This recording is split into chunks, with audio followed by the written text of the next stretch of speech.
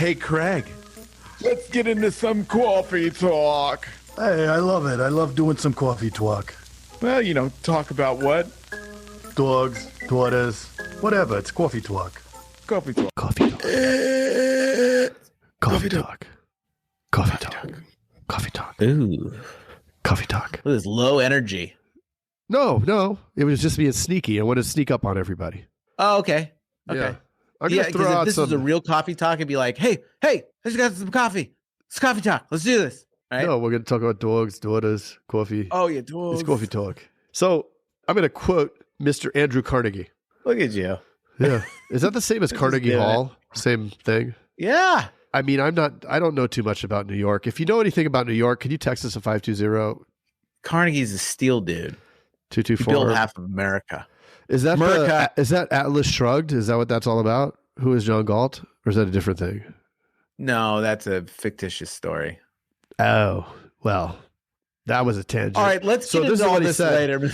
No man has ever been known to succeed. Let me change this. I'm just change it up a little bit. No dude has ever been known to succeed without applying the principle of definiteness of purpose. Ooh. I should have read it a couple times before. Definitive? No, there's no V in it. Definiteness. Definiteness. Defa-fitness. Like fitness is pretty deaf. Definiteness. Okay. Got it. Love it. Yeah. No man. Say it one more time. No dude has ever been known to succeed without applying the principle of definiteness of purpose. Right. Andrew Carnegie at the Carnegie Deli. So I would, two takeaways from that I would, do you have a takeaway? Or do you want to I have a little follow? I have one follow-up because I think it's important that's on the next thing. So a definite purpose is something. Oh, look, he's describing what we just were struggling with saying. A definite purpose is something that you must create for yourself. No one else can select it for you, and it will not create itself, Mr. Jason. Desire is the factor that determines it. Oh. Desire. Book drop. Book drop. Like you go. Drop. You had that. I saw the light bulb go off. So two big takeaways from that. One, it's what we always talk about. If you have the GPS set to a goal, it doesn't matter if there's an accident in the road, it recalculates the fastest way to that point. So you have to Waze. I recommend Waze. Yeah, Waze. Yeah, whatever Waze that you want. Yeah. But the other thing is purpose or porpoise, but not porpoise. Is that a dolphin? Yeah. Okay. And that's something that I think a lot of our Western civilization does not think about, especially going into work and jobs and such, right? Because you don't think about your purpose. You just think, oh, I just got to make money to do this, right? Then you do the thing, and then eventually you're not satisfied with it, and then you go on to a new thing. I used to do this a lot. And the purpose part of it is what really is the driver in it. Because you have to have a purpose that's outside of just making money that drives you to do it. Because anything that's worth doing, like we talked about the other week, putting in the reps and following what's really hard to do, which is like training and putting yourself in uncomfortable positions, you have to have a purpose to push you through those situations. Otherwise, you clock in, you clock out, and then you're done. But if you have a purpose to it, you're going above and beyond. You're thinking about it constantly. You're really going to put your all in it. And there's so many factors to putting in your all. It's thinking about it on your off time. It's thinking deeper about it to create better ways to make whatever happen. So I think the purpose part of it really is the driver. It's the ultimate gasoline because of the whole point of making money in general is for us to be able to survive and do the things that we want. Right. At some point you realize, well, kind of what I'm doing at work, it takes up a lot of my time. So you have to, at some point you're on almost like on a hamster wheel. Right. But if you find that purpose and you have that purpose, it can be the driver to make you better at your thing. And it might be like with insurance. Not everybody says my purpose is to sell insurance, to be an insurance agency or insurance agent. But there's so many things within the agency that can create purpose. Maybe you love training people. Yeah. Craig and I love training people. Love it.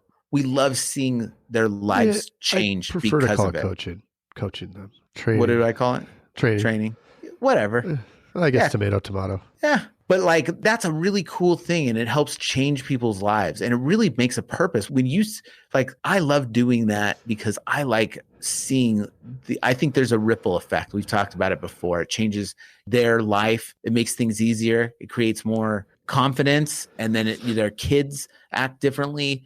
So there's that. But there can be other things. Like, some people like talking to people. You're also protecting them more. You can pick so many different elements in an agency to hone in on, like, this is my purpose. Like, this is something that aligns with, It's the idea they're all rowing in the same direction.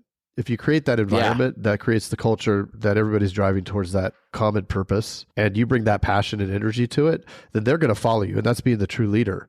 People will avoid pain, right? They're quick to avoid pain instead of seek pleasure. So what you have to do is make it where the choice of the pain is working elsewhere. If you create the environment where to leave would be more painful than what they have, now you've created something really special, right? Like, I think in our agencies have created that environment where people love to come to work. They love to, as much as you can love coming to work and selling insurance. I think they do have fun, though. I think they have fun. They enjoy it. They get paid better.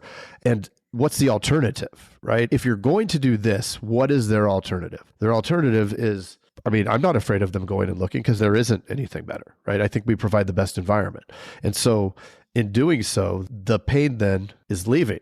So now they're really bought in, right? And then they agree with this purpose. They have to, as opposed to that Darth Vader syndrome at the office, right? Just smacking them down and giving them pain because they're not doing it. It's like they want to be part of the club, not I'm coming to do it and it sucks because I get beat down. Yeah, and so I guess there's two parts to that, right? There's a purpose for the agency owner. Yep. To find that, what part of the agency really gives you fulfillment and find purpose. There's a purpose for the whole agency to row in the same direction of, but then each individual person has their own purpose on why they want to achieve what they want to achieve, and honing in on those things create the gas to keep going. Yeah. That's something that's important in the interview. It's something that's important in the one-on-one meetings with them. That's great that they say they want to make lots of money. That's awesome. But you have to move past the pieces of paper. Well, now it's not even pieces of paper. Now it's just ones and zeros. You have to move past the ones and zeros in the bank account to, what are you going to do with that? Are you going to buy a house? Are you going to go on a big trip? Or what do you want to do when you have the buying power of all the ones and zeros in your bank account? And that's what you have to find. And then when you can serve that need for them, game changer. Game changer. And I did look up the difference between dolphins and porpoise. Okay. They are different. They look very similar, but there's 16 different species of dolphin and only 6 porpoises. So porpoises are much rarer. What's the porpoise? It looks like a dolphin. What's the difference? You just have to have a porpoise. And that's a cool. If you know the difference between your purpose, their purpose, a porpoise, or a dolphin, text us at 520-214-2222. 2219. 214-2219. And that's Mr. Jason's personal cell phone. You can text him. Thanks. Bye. Bye. Hey, Jason. Yes, Mr. Craig. That was another awesome episode, wasn't it? Mm-hmm. Well, if people want to get a little bit more action and learn how to write 100,000 in premium off of even the worst internet leads, where could they go? They can go to live.teledudes.com. Ooh, that sounds exciting. Are we going to be there? Yes. It's a weekly call that we're doing right now it's live, and it will show you the process. The entire process is super awesome. I love it. Let's do it. Let's do it. Sign up right now, live.teledudes.com. Live.teledudes.com. That's live.teledudes.com. Hey, Craig, there's a new community that we are starting that I cannot wait to tell everybody about. It is our live texting community where you and I are going to answer people's questions and give them free content, right? Are you kidding me? We get to talk to them? Yeah, which is awesome, but they have to opt in. They have to text us at 520-214-2219. That's 520-214-2219. Nice. Craig, are you going to respond to these texts? I'm going to respond to them for sure. Live. I'm into it too. It's going to be awesome. And it's going to be our new texting community where we're going to get back to everybody that we can and drop some crazy content, free content, and free the calculator that you just came up with. That's right. The calling calculator, sales material. I mean, everything for insurance agents. This is it. It's the best texting community out there for insurance agents. Well, what the heck is that number again? I can't remember it. It's 520-214-2219. That's Okay. 520-214-2219. I love it. I'm going to text it right now. 520-214-2219. All right. I'll see you later, Mr. Jason. Bye, Mr. Craig. Wait, do they even listen to this on the radio anymore? I love it. I love it. Nice.